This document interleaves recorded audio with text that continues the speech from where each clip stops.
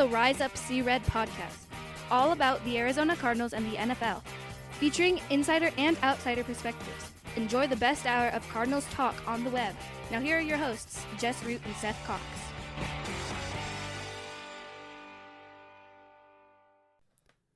Hello, Arizona Cardinals fans, and welcome to the latest edition of the Rise Up See Red podcast. I'm your host, Jess Root from CardsWire.com, USA Today's NFL Wire site covering the Arizona Cardinals. With me is my co-host, Seth Cox from RevengeOfTheBirds.com, the SB Nation Arizona Cardinals site, and we are a week into training camp for the Arizona Cardinals. This is episode 448, so we have some takeaways, and that's what we're going to talk about in this episode. Budda Baker got a new deal, takeaways, what we've seen so far, and just a little bit more of other types. Kyler Murray addressed the media directly for the first time this offseason, so we've got a little bit of stuff to do.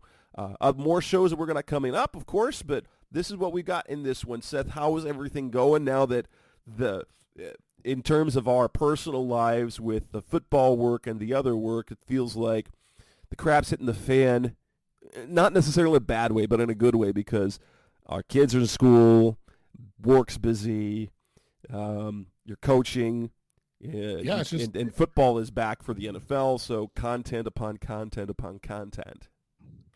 Yeah, it's just busy, and it's it's a fun time of year, but like you said, it's a lot of work and it's a lot of long days and nights, but it's worth it. Something, football for me especially, like, is something that is all consuming within my life, whether it's being at my kids' stuff or writing about it or coaching it or talking about it on here or on the original Draft Breakdown podcast. Right. So it's just nonstop, and it's a lot of fun and something I really enjoy. So, as long as the nights may be, or as long as the days and nights are, stuff like this makes it fun and enjoyable to do. And the college football season is coming upon us, and so you will have some. It's like pre-draft content coming up as the college football season emerges. But before that, we've got Cardinals in training camp. They reported a week ago. We did our preview last week. But the biggest news, we didn't talk about it late last week. We didn't get back on to figure out kind of a schedule to do the multiple shows. Budda Baker no longer asking for a trade. He gets a slightly new contract. It's not an extension, and it's not a significant raise. It feels like this was just what they needed. And why didn't they do this a long time before now, if this was the case, right? Yeah, that's a fair question. I don't always pay attention to the media scrums. Did anybody ask Monty that? I didn't. I do not believe so. It's always interesting because that feels like the first question, right? Like, hey, why didn't you guys just take care of this in right? Because unless it came down to, hey, they tried back and forth, like, but this was like the bare minimum. Yeah, that is fair. Like, what if this was like last minute, like, hey, I just want this guaranteed, and they were like, okay, we'll do that. So, I thought, you look at it, and it's something that you and I have talked about it quite a bit. It's not that we were anti paying Budda. We're always on the side of players and getting paid. But the question we were asking, I thought it was a fair one, was, at what value? What's the value? And if he was asking, and this was, all hearsay and nothing that we, nothing that actually was going on. If he was asking to become the highest paid player or highest paid safety in the NFL, then the answer was an easy no, right? Like, it was just like, well, I guess it was fun having Budda Baker. Well, and it sounds like, from what Budda said, I didn't go back through and listen to the entire thing, is that Budda really kept himself completely separate from his agent. He said, you handle it. And his agent probably said, don't do anything voluntary. And it perhaps, kind of like Kyler's agent caused problems, that it was his agent that was fishing for the big contract now I know through sources of sources, Budda was not looking for a major raise. Now there's some element to this, and we talked about it on this show, is the fact that, okay, if you're going to be in a bad team, you're going to go through another rebuild, then I either want to be compensated fairly, I want to be paid more, I commit to me financially, or trade me so I can win. But I knew through some people who actually spoke to Budda what Budda was really looking for. He was looking for this year's guarantees. And what's crazy, what was so hard about that? Because we break down what the Cardinals gave him. $300,000 in a signing bonus. That's nothing for signing bonuses. That's the type of signing bonus they give like low-end free agents. They just guaranteed a salary this year now. And I've detailed why that wasn't necessarily necessary, but it's a good peace of mind for Budda. There were protections in place already for Budda when it came to that guaranteed salary, because the Cardinals weren't going to do him dirty like that. There was honestly no scenario in which they would have cut him before the season to have him lose out on all that money. That could it have happened? Yes. There's no way that would have happened. He gets right, and that's just what felt silly about the whole thing. And I get it that like you want the actual, and this isn't just a bid will thing. Like you want the actual verbiage on a contract that, in case God forbid Tim Patrick is that the kid with the Broncos that fought back from an ACL injury and then blew his Achilles the other day. Like you want that, because like you said, and even in that scenario, guess what? Budda would have, because they'd have put him on injured reserve. Well, and that's money. And that's my point. Like it wasn't like they were going to do him dirty in any way. Yeah. Right. Like that would have just, especially because it's a new regime. Like they probably weren't going to be like, oh, Budda, we'll let him clear injury waivers and then do a waived injury, or clear waivers or whatever it is. And then, so I don't know. It felt weird from both sides that it's happening. But to your point, I've said it 100 times. That's David Mulugheta or how do you say it? That's just his MO. But we're also seeing now, and it's funny that people got on Kyler because Kyler was the same way. Like Kyler had nothing to do with any of it. Like he was, in the background and working out and doing his stuff. That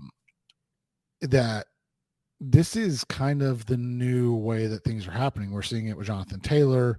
We saw it obviously with Lamar Jackson, although he didn't have an agent. He was doing it himself. We saw it with DeAndre Hopkins. It's just, this is the new NFL. Things that usually or used to be private even 3 or 4 years ago are now messy. And the 49ers are dealing with it right now with Nick Bosa, right? Like the Colts are dealing with it right now with Jonathan Taylor. Like these things that used to be like, oh, no big deal, that's not happening anymore. And so it's just sad that, and I think you and I have been around enough, have heard about the hold-ins with players and heard about, all this stuff that was happening that maybe wasn't as publicized before, that we're kind of numb to it, that the whole Budda thing for us the whole time was kind of like, from both scenarios, both sides of it, we were kind of like, I don't really understand what's the big deal. Like, I don't understand what's going on. Like the Cardinals aren't going to screw you and not compensate you if you get injured during off-season workouts or, team participated off-season workouts or training camp. And then at the same point, you're like, why aren't you just guaranteeing his salary for this year? If that's Right. all I know there's the element of the whole escrow thing, and that's a stupid thing. But ultimately, like, they didn't give him a raise. He didn't get a raise. He got this year's salary guaranteed. His salary next year doesn't change. He gets $300,000 to sign. He gets $400,000 a workout, basically incenting him to be part of the off-season program next year, kind of like what did with Kyler. Then he can get a $500,000 bonus each year by being named an All-Pro or to the Pro Bowl. You know, he's been to the Pro Bowl each of the last 4 years. So, and there's playing time incentives. So there's per game roster bonuses both years. Basically, he gets $700,000 in new money, just because he gets the signing bonus and the workout bonus for next off season, and then you get another $1 million possible in Pro Bowl / All Pro nominations or selections, and then you get the games played, the per game active thing. There's, nothing there, but it gives Budda more money.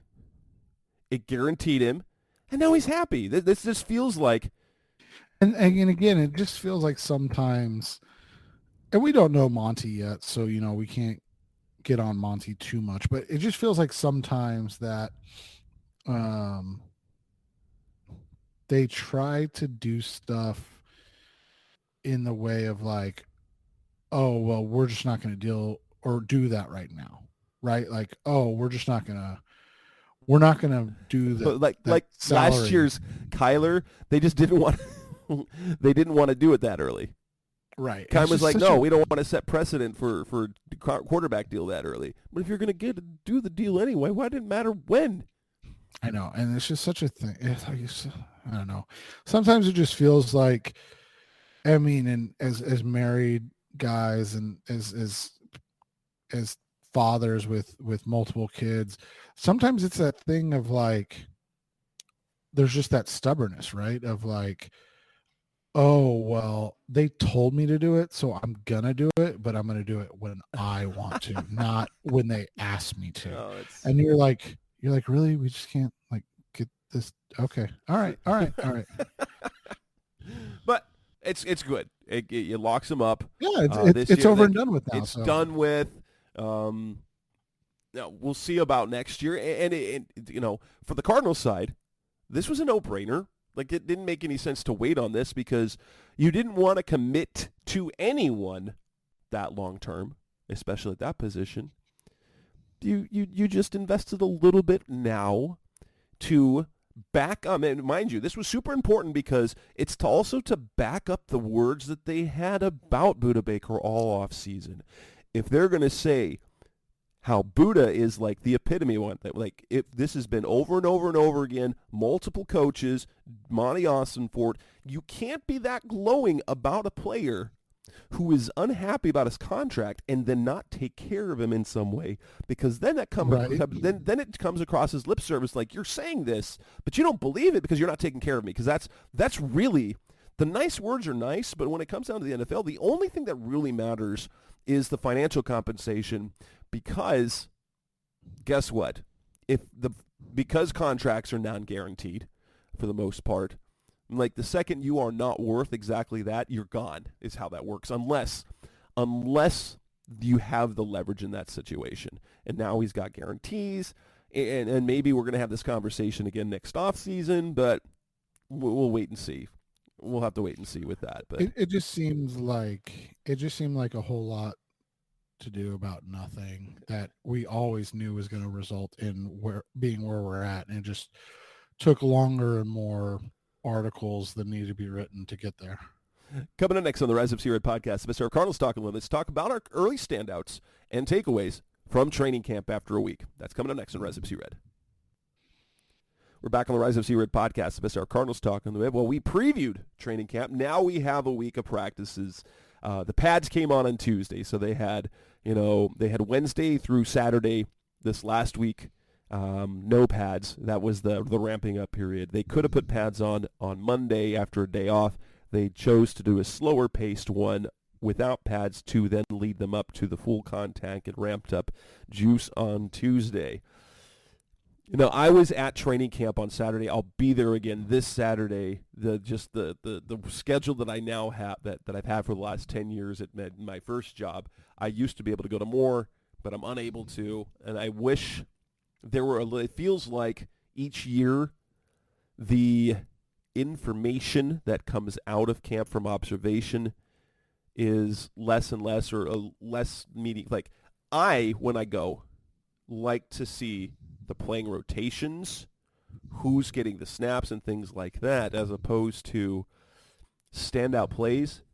Because I know that Cardinals on Cardinals, a big play or a bad play could be contributed on either way. And so I don't know what to think. And it just makes it really difficult, because you're like, wait. Remember Brandon Williams? Right. Williams? He was a stud, and he was terrible.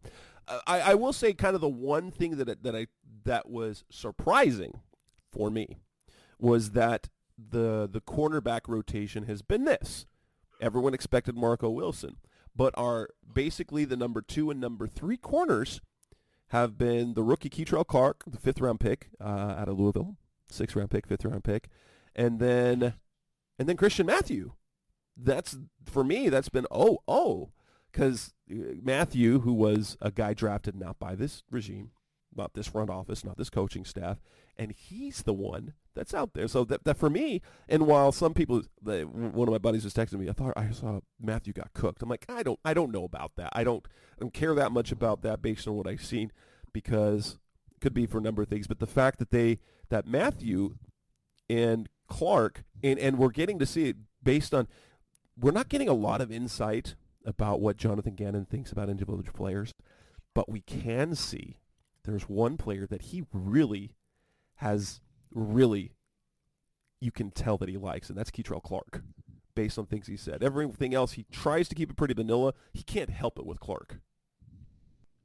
Yeah, and I think there's 2 guys right now that have, more than anyone, really kind of stood out from a positive perspective. And we can talk about everybody. I mean, honestly, we always can, but like Greg Dortch has again lived up to the hype and looks like a guy that deserves to be getting a ton of playing time. But I tell you what, we said this from the time they drafted him, and I don't know if it's going to change anytime soon. Michael Wilson is a guy that just is different than every single receiver they have on the roster.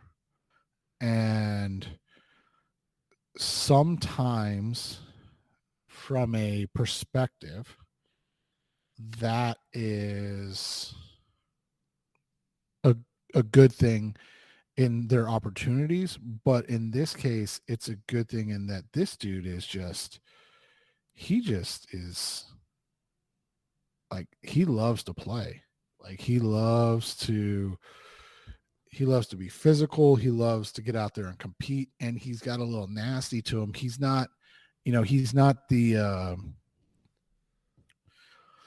trash talk of like a Tyreek Hill, but he is very much a guy that isn't afraid to let you know that he beat you, or that he made a play over you. And I think, with the undersized guys that this team has, that's a really nice change up and fit for this roster. And it's something I'm going to be, really interested to keep an eye on. For sure. I've been very intrigued by the fact where of all the stuff that they move around, the one unit that's been the same all through training camp so far, through like the last 2 weeks of the offseason program, is they have remained with the same 5 first-team linemen, which makes it, all it does is suggest that their starting line they're pretty set on, where you've got DJ, Elijah Wilkinson, Yelda Fruholt, Will Hernandez, Paris Johnson. I think there's one caveat that I think Froholt's spot, I believe, is the only one that has any sort of question as to maybe he won't. Did I see correctly that John Gaines was getting some snaps in the other day as well? I did not see him with first team, but Gaines was the number 2 center. Gaines has No, been number 2 center. Yeah. I should have. Sorry, let me clarify. He was getting snaps in while with McCoy on the side, so not while they were doing warm-ups. Yeah. So I don't know if that's Gaines something... has been their number 2, so that has been the second team center. And so then, he gets some work in that way sometimes. Yes. Yeah. Okay. And I saw it on the Twitter the other day, or the X, I guess we call it now. I don't call it that. I still call it Twitter. But yeah, so I saw that the other day, and I was like, I wonder if it and so that's the thing. And then, we talked about the sign Pat Elflein. I feel like he is exactly what we talked about. Like he's like, all right, Froholt and Gaines aren't ready. All right, Elflein, you're in. Yeah, well, and it is interesting because the contract suggests that, because it's a league minimum deal. He got a really small signing bonus, and then he gets a roster bonus for making the roster. And so they're a guy that he looks like a guy like, okay, if we need him, just in case. Yeah, and I think, like you said, the fact that the offensive line has been the same, it's something we've talked about before. Like, obviously, if there's a key glaring struggling player, you make the move, you make the change. But this early, and especially at this juncture, so much of it is based on continuity and getting to know each other and the little idiosyncrasies. I mean, I can tell you just from like a youth football perspective and a high school football perspective, like you would rather have 5 guys that love each other, trust each other, and work very well together and for each other than you would have 5 guys that are just like unless they're just like all Trent Williams level, all pro type of guys. Like you need guys that fight for each other and that trust each other. And sometimes that outdoes the like, oh, well, and I'm not picking on anybody, but like, oh, Josh Jones is probably more skilled than, is it Elijah Wilkinson at left guard right now? Sorry. Yes. Yeah. Josh Jones is more skilled than Elijah Wilkinson, but like Humphreys and Wilkinson and Froholt might have a better rapport with each other. They might be more in sync and in tune with one another. And so then that'll make up for the shortcomings. And it's just something, we even saw it, 2 years ago when Rodney Hudson was first, and they're winning all these games, and those first 4 games before Rodney got hurt, like they looked fantastic. And then Rodney got hurt, and all of a sudden it just became this. The wheels fell off. It just became this thing. It was like there was no continuity.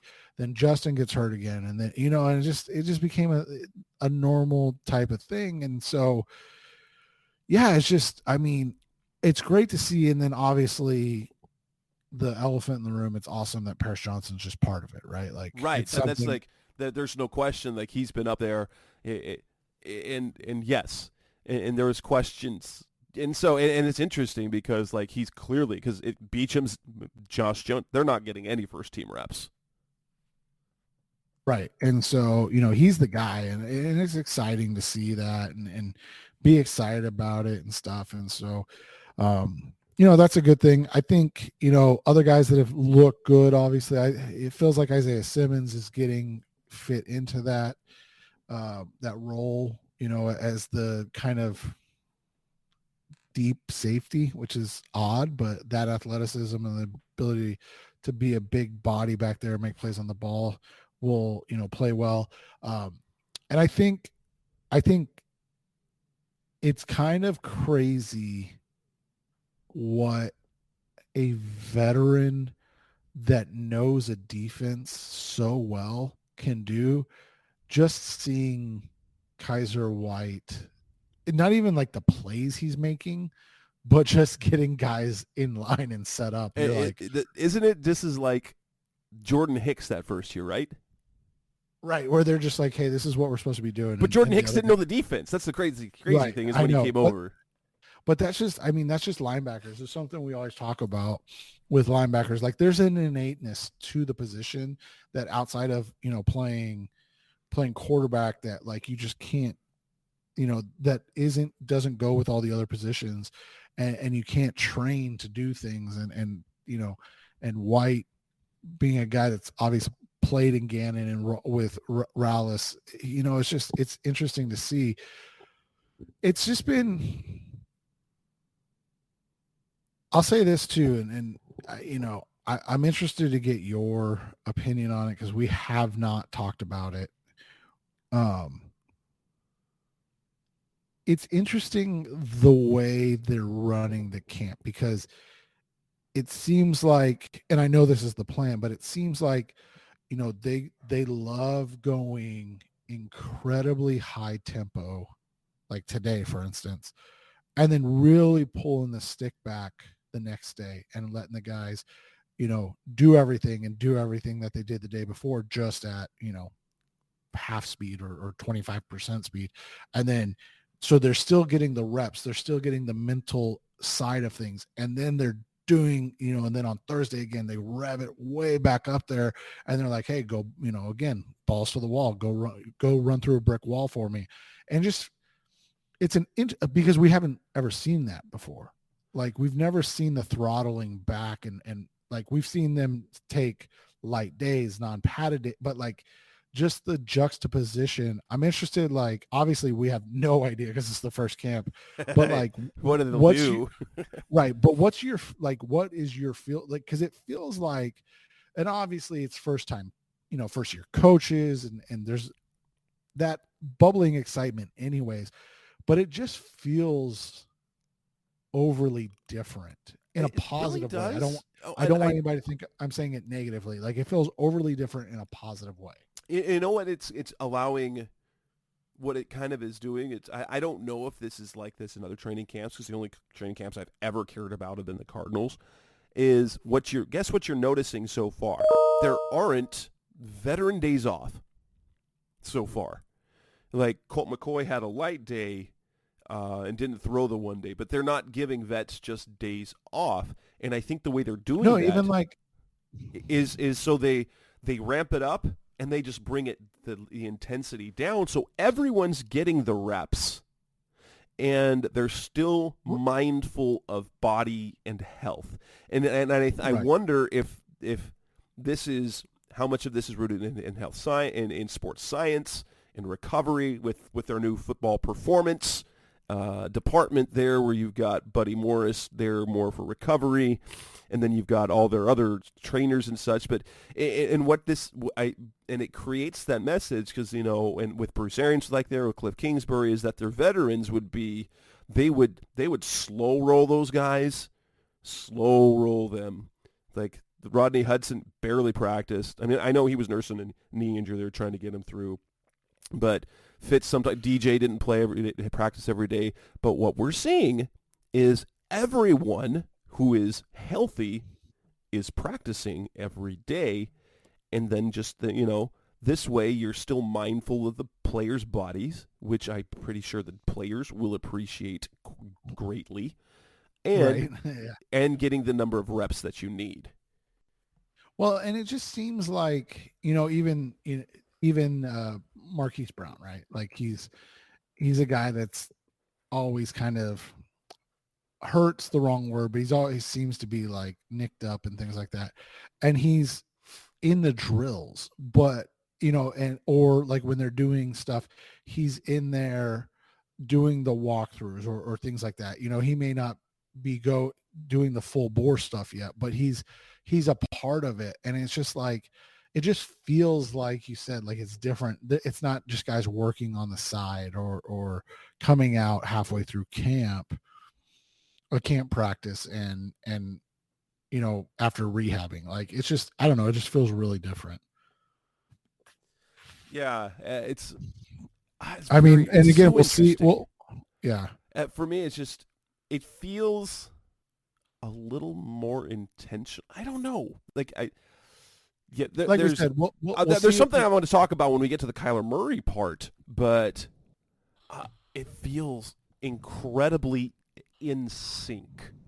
Everything is in sync. That's what's happening. But yeah, I like that. Michael Wilson is like, now I've got a question for you. Is this?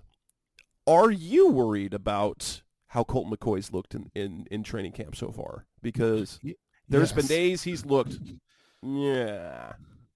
Yeah, I mean, it just doesn't look good, man. Like, at the end of the day, it just does not look good.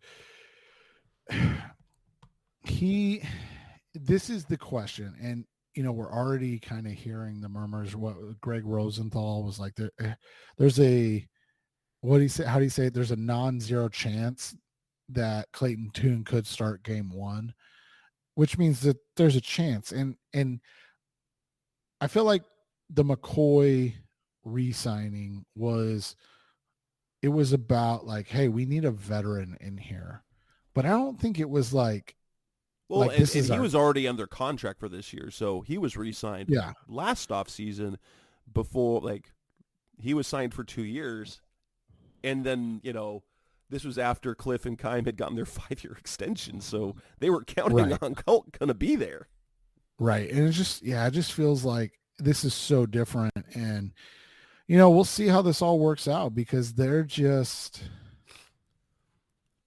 just different this year. And I'm not sure if that he's the guy, right? Like, honestly, I don't know, man. It's just, I'm not worried because, and I've told this before, you know what I absolutely do not want any part of?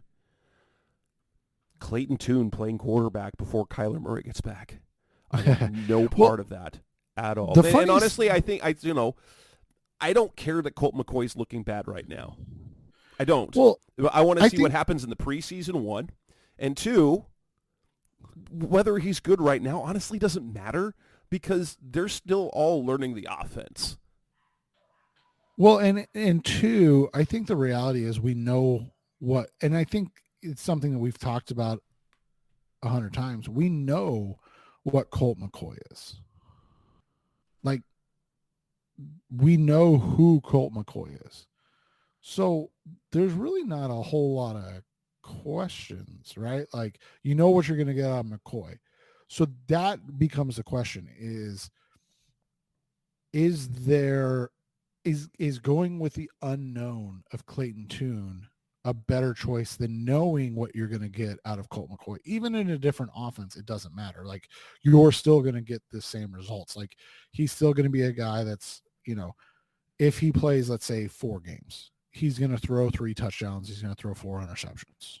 Like, that's just, he's going to be a guy that completes 62% of his passes and that can't, misses some outside throws and makes some throws down the middle of the field where he can drive the ball still, that you're like, oh, he does have a good arm. It's just little stuff like that. Like, we know who he is. And so that's what the question becomes, is what do you want? Or are you willing to take the unknown? Because that's the thing. We know that a Colt McCoy led team can go 1-3 in those 4 games and have and it's not good by any means, but a 23rd to 25th ranked offense. What we don't know is if Clayton Tune can even get to that level. I mean, people don't realize how hard it is to play in the NFL. They're just like, and to play like if Clayton Tune's at quarterback against Washington in that defensive front. Well, and it's just everybody goes, well, look at, they're always going to be like, well, look at the outlier, right? Like, look at Brock Purdy. And you're like, yeah, look at Brock Purdy, but like, Brock Purdy started playing midseason. Right. That's a big part of it. Right. It is. And that's just kind of what it is. And, it's just looking at all of this and seeing how it goes. And for me, I'm comfortable either way, because I know what they're going to get in Colt McCoy, and I'm fine with it. And I am, I always embrace the chaos. And if they want to, if they're like, hey, let's get crazy with this. You're like, all right, man, like the Cardinals are going to be the most interesting team in the league. Like they may be awful, but they're going to be interesting. I think McCoy, even like if it's close, I still go with McCoy personally because I think he's got the right mentality to steer the ship for Kyler's return. While there will, like, if Clayton Tune is even okay, there will be rumblings of, yes, he's our guy. Because fans are stupid. Like, we're dumb when the things like, he's yeah. And then we'll start talking about next year in training. It'd be like Davis Mills almost, I think. Right. And Davis Mills did some okay things. He's like Davis Mills or Gardner Minshew, and those are even guys that have established themselves as being able to be productive. But yeah. Anything else of note that you kind of take away from camp so far? I don't know if I would say that I noticed in my one practice that I was there that you could say that there are any particular individual standouts. Michael Wilson has stood out, I know. And honestly, I like where Marco Wilson's head's at right now. And he's going to be a big one, I should say, not a good one. It's just, it's going to be interesting to see if those guys are coached up well by Jonathan Gannon or what the plan is. But he looks, so far, like you said, whether they look good or not, it's not the question, right? It's how they're progressing and how they're starting to fit in. And I feel like both him and even Christian Matthew to an extent have had really positive steps so far. Yeah. Coming up next on the Rise Up See Red podcast, the best our Cardinals talk on the web. Let's wrap this show up. Kyler Murray talked to the media. Let's kind of dive into some of what he said. That's coming up next on Rise Up See Red. We're back on the Rise Up See Red podcast, the best our Cardinals talk on the web. Kyler Murray addressed the media, gave a lot of the things that we already heard. It was, partially because there's been no games. Kyler was a good interview. He was more open, but there was also no loss that he's stinging about. There was nobody asking about his video games. There was one interesting question, and it was from Doug Franz, and he wanted to kind of clarify something, and he said he didn't want to misquote him, and he talks about being more coachable, and Kyler's like, whoa. And so I said on the show, we'll continue to be coachable, and so there was a little bit of baiting there. Now, and it wasn't malintended. It was trying to get that out of the way. But there were some really, no one's kind of talked about it yet. And I was going to write it because I was going to go back and listen to it.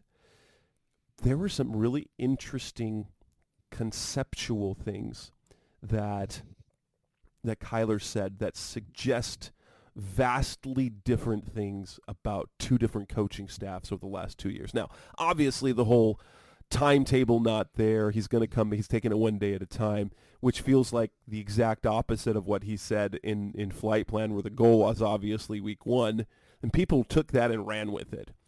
Of course, he wants to come back and play week one as a competitor, but he knows he's not going to come back till he's ready. He doesn't know when that is. He doesn't know when he's going to be able to start playing football, doing football activities. He ran into Joe Burrow. He says you can't rush it, but when you know, you'll know. I was really intrigued, though, about, and I didn't get to ask him specifically. I wanted to, but there was enough. I didn't get to ask it. I wanted to ask what were some different things that I wanted to kind of compare the two coaching staffs without not bashing the previous one. But there's one thing that stood out is that he's really, really bought in to this coaching staff because he said the communication and of expectations from top to bottom is perfect. And so there's no question about what expectations are. If when it comes to offensive concepts. Like you see this look, you do this, you do this, you do this. And there's like a level of accountability for at every level. If you miss a block, this happens. If and there is communication about what everyone's supposed to do, and it feels like that wasn't happening with Cliff Kingsbury. Is that there was a large disconnect organizationally from top to bottom what was expected. Now, to some level, and we've said this, that Cliff was one who felt, okay, you're professionals, do your job, or we'll replace you. Gannon is process-oriented, and he said, no, everything matters. And I thought about it today, something he said, like, he sounds a lot like Steve Wilkes. He sounds a lot like Steve Wilkes with perhaps a little more buy-in. I'm not sure what it is, but Steve a Wilkes, little more Bruce Arians, like yeah, but Wilkes talked up like, and players love him too, but he talked a lot, kind of the same thing, but then and to be fair, too, lost the buy-in. Right, but he's also had nothing but success outside of Arizona. So is it really just? I mean, it might have been too much too soon for Wilkes, and maybe it will be for Gannon as well, or maybe it won't. That'll be something we'll watch. But yeah, the process, the way things are going, to see Kyler's excitement level being here is a complete 180 from last year. And it was just to a point where relationships sour, whether they're, in life and in love, in business, whatever it is, like relationships sour. And I think that was something that happened in Arizona that doesn't just get discussed very much. And we can talk about and speculate on the root cause all day. The reality is the relationship itself had soured, and it feels like that Kyler's embracing the new relationships and they're embracing him back. And like you wrote about, in June or May or whenever, or no, it had to be in April, because that's right. Mike Florio said it was a terrible thing for the coach and GM not to be planning for the draft. When Oklahoma unveiled his Heisman statue, and how much that meant to Kyler. And it was a dig without being a dig at the old regime, right? Like, because he never felt like they had his back. Like, they talked a big game, but it's a different thing when you actually Steve Keim's no longer GM, and guess what type of reports are no longer coming out of the organization? Right. And Magic. So it's just, one of those situations where I think you're seeing a guy that has matured as he needed to, but also is feeling like he's in a better spot with coaches who are willing to listen and have his input, but also push him in ways that the other staff didn't. It almost felt like, and I've watched a lot of the 2019 to 2022 tape.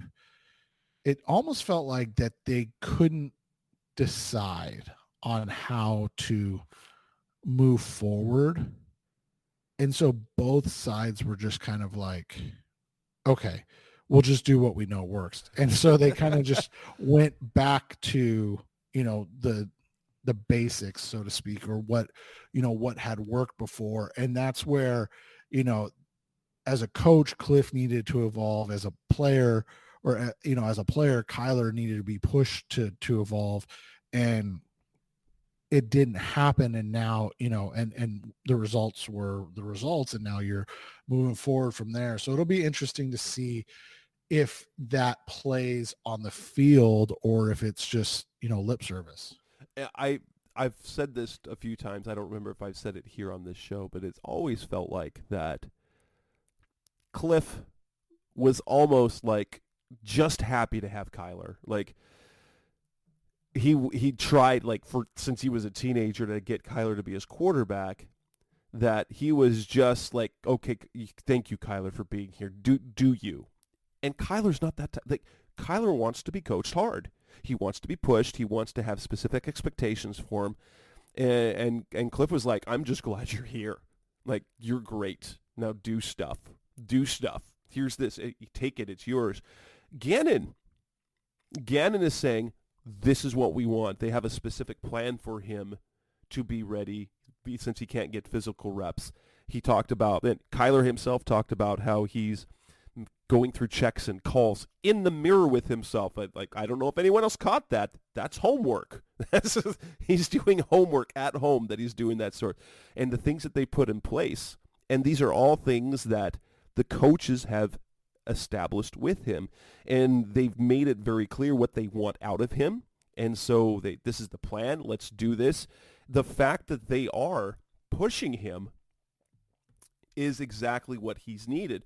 Like, Cliff wasn't very good about holding people accountable. Like, he would call players out. That was never kind of his thing.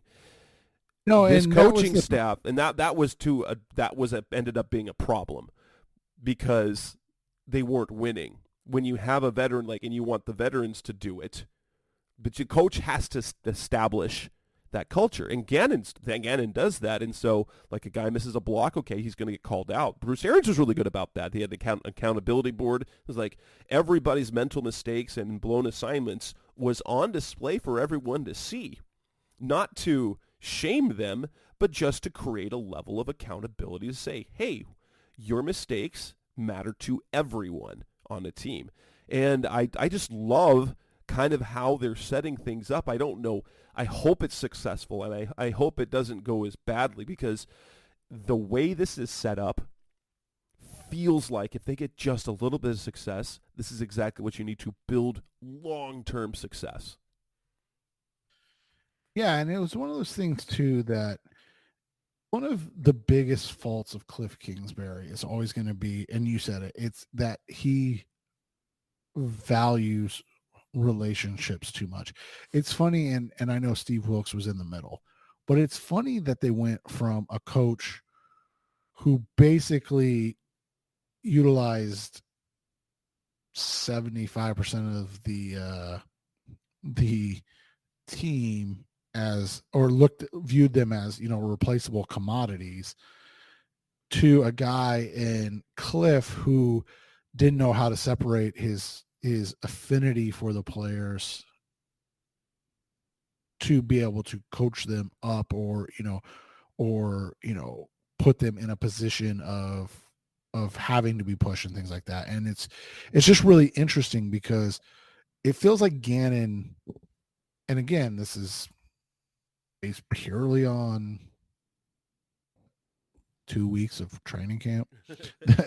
It feels like Gannon has that ability to find that sweet spot to be a guy who, straddles that line a little bit better.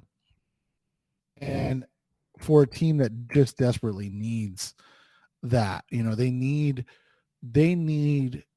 their best players to feel emboldened to hold each other accountable and not feel like it's just a free-for-all, which is kind of what it felt like under Cliff. And it's not, taking shots at Cliff or anything like that. Like I said, it was the best thing about him in 19 and 20, and he was the right coach at the right time, but it ultimately what led to his downfall, because unless you're winning, having that mentality or treating players in that manner is not the best thing, right? Like, you have to be able to reel it back in and hold them accountable. And once the, toothpaste was out of the tube, so to speak, it was too late, right? Yeah, it's just so interesting, kind of how Kyler's talking, the way he is. It feels like he's taking another step forward, but at the same time, he doesn't know when he's going to be back. I know I've been saying week one's not going to happen. I'm just really interested to see, is he going to come off PUP before, or if they're going to keep him on, had him be out for 4 weeks, then get him practicing, and then come back. And I've predicted a week 6 return. That kind of feels kind of like the sweet spot right now. based on current progress and everything that he's doing. But he's taking it one day at a time.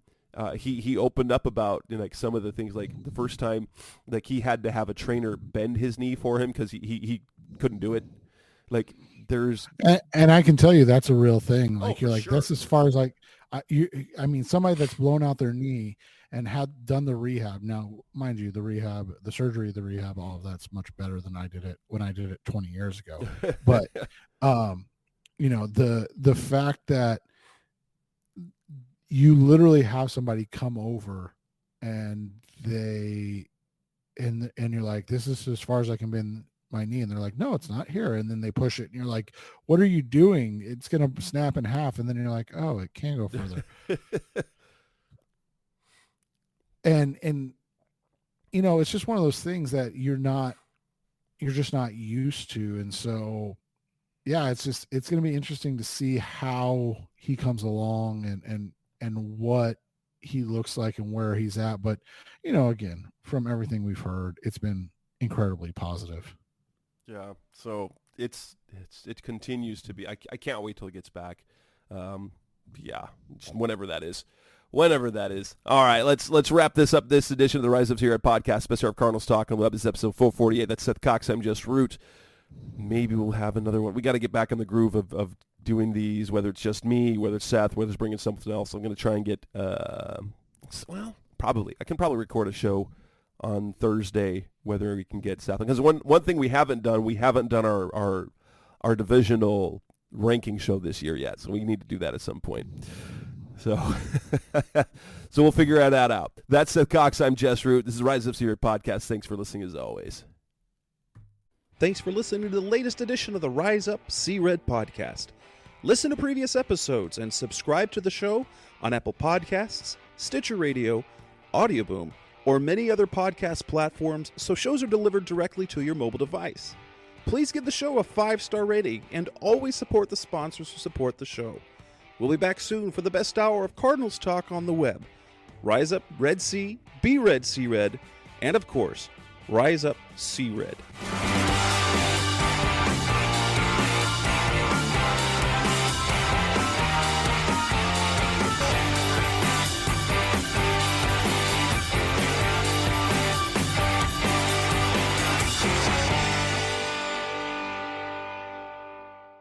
Roll!